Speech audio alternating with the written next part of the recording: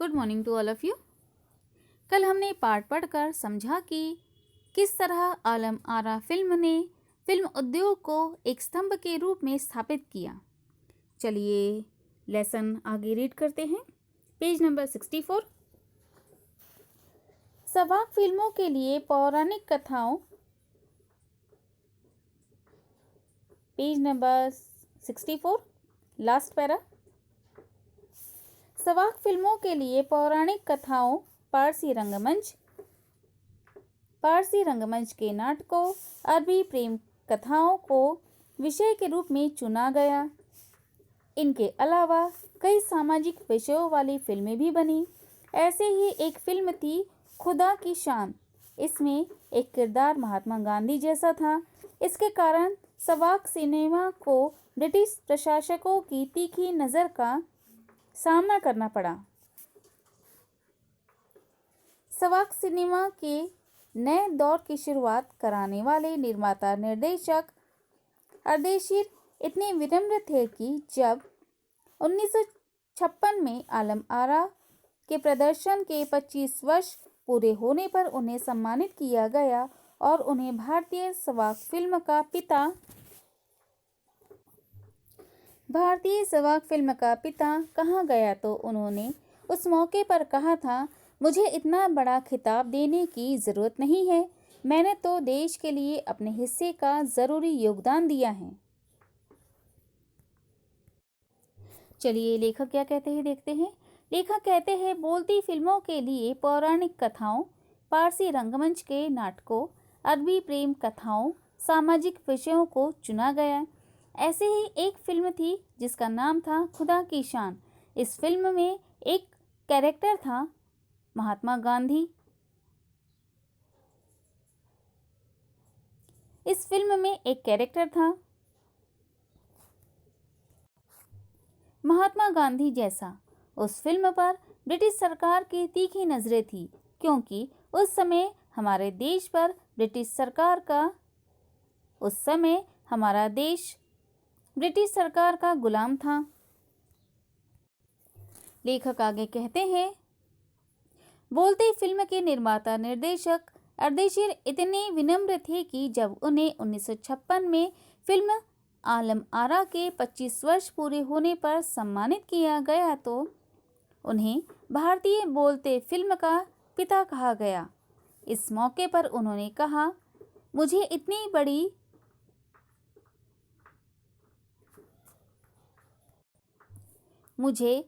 बड़ी उपाधि देने की कोई ज़रूरत नहीं है। मैंने तो अपने देश के लिए अपना योगदान दिया है। चलिए रीड करते हैं लेसन। जब पहली बार सिनेमा ने बोलना सीख लिया, सिनेमा में काम करने के लिए पढ़े लिखे अभिनेता अभिनेत्रियों की ज़रूरत भी शुरू हुई।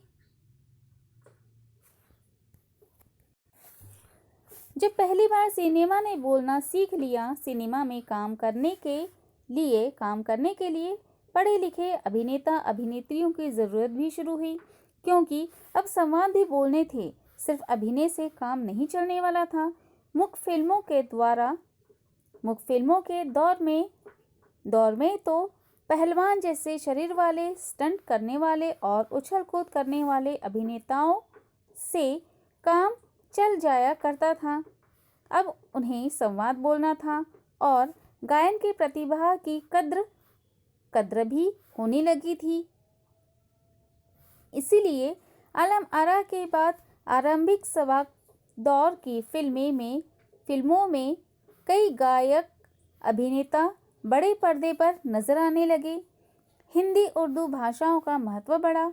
सिनेमा में देह और तकनीक की भाषा की जगह जन प्रचलित बोलचाल की भाषाओं का दाखिला हुआ। सिनेमा ज़्यादा देसी हुआ।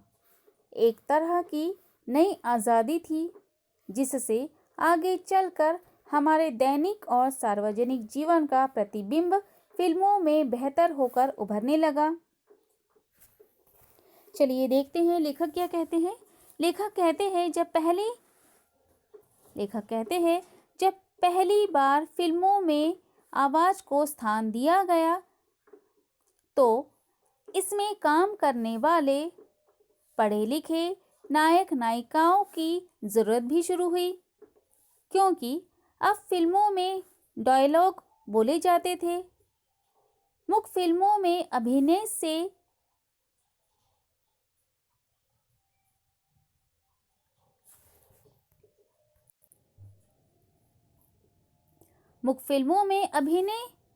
करने से काम चल जाता था। स्टंट करने वाले, उछल कूद करने वाले और पहलवान शरीर वाले अभिनेताओं से काम चल जाया करता था। आलम आरा फिल्म से संवाद, गीत संगीत को महत्व दिया जाने लगा तो आलम आरा के बाद ऐसे कई गायक, अभिनेता, अभिनेत्री बड़े पर्दे पर नजर आने लगे। भारत में हिंदी और उर्दू के तालमेल वाली हिंदुस्तानी भाषा का प्रयोग बढ़ने लगा। सिनेमा के शरीर और तकनीक की भाषा की जगह लोगों की आम भाषा का फिल्मों में इस्तेमाल होने लगा, क्योंकि यह भाषा लोगों की आम भाषा थी और लोग इन्हें पसंद भी करते थे। चलिए आगे रीड करते हैं लेसन। अभिनेताओं अभिनेत्रियों की लोकप्रियता का असर उस दौर के दर्शकों पर भी खूब पड़ रहा था।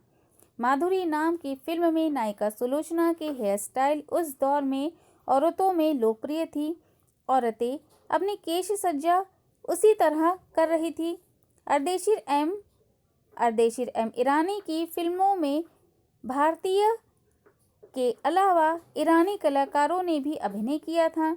स्वयं आलम आरा भारत के अलावा श्रीलंका, बर्मा और पश्चिम एशिया में पसंद की गई। भारतीय सिनेमा के जनक फाल्के को सवाक सिनेमा के जनक अर्देशीर ईरानी की उपलब्धि को अपनाना ही था, क्योंकि वहां से सिनेमा का एक नया युग शुरू हो गया था। चलिए लेखक क्या कहते हैं देखते हैं। लेखक कहते हैं उस समय के अभिनेता अभिनेत्रियों का असर दर्शकों पर खूब पड़ रहा था। जिस तरह अभिनेत्रियों का पहनावा तथा हेयर स्टाइल हुआ करती थी, वैसे ही पहनावा और हेयर स्टाइल उस समय की औरतें किया करती थी। अर्देशीर ईरानी की फिल्मों में भारतीय के अलावा ईरानी कलाकारों ने भी अभिनय किया। आलम आरा भारत के अलावा श्रीलंका, बर्मा और पश्चिम एशिया में पसंद की गई। आगे लेखक कहते हैं जब से फिल्में बनाना शुरू हुआ तब से दादा साहब फाल्के को फिल्म जगत का जनक कहा जाना। लेखक कहते हैं जब से फिल्में बनाना शुरू हुई तब से दादा साहब फाल्के को फिल्म जगत का जनक कहा जाने लगा था, और जब बोलती फिल्में बनने लगी तो अर्देशीर ईरानी को बोलती फिल्म का जनक कहा जाने लगा, क्योंकि वहां से सिनेमा का एक नया युग शुरू हो गया था। अब बोलती फिल्में बनने लगी थी। एक बड़ा परिवर्तन हिंदी सिनेमा जगत में देखने को मिला था। यह था हमारी पाठ्य पुस्तक का चैप्टर 11 जब सिनेमा ने बोलना सीखा। यहाँ यह चैप्टर आपका कंप्लीट होता है।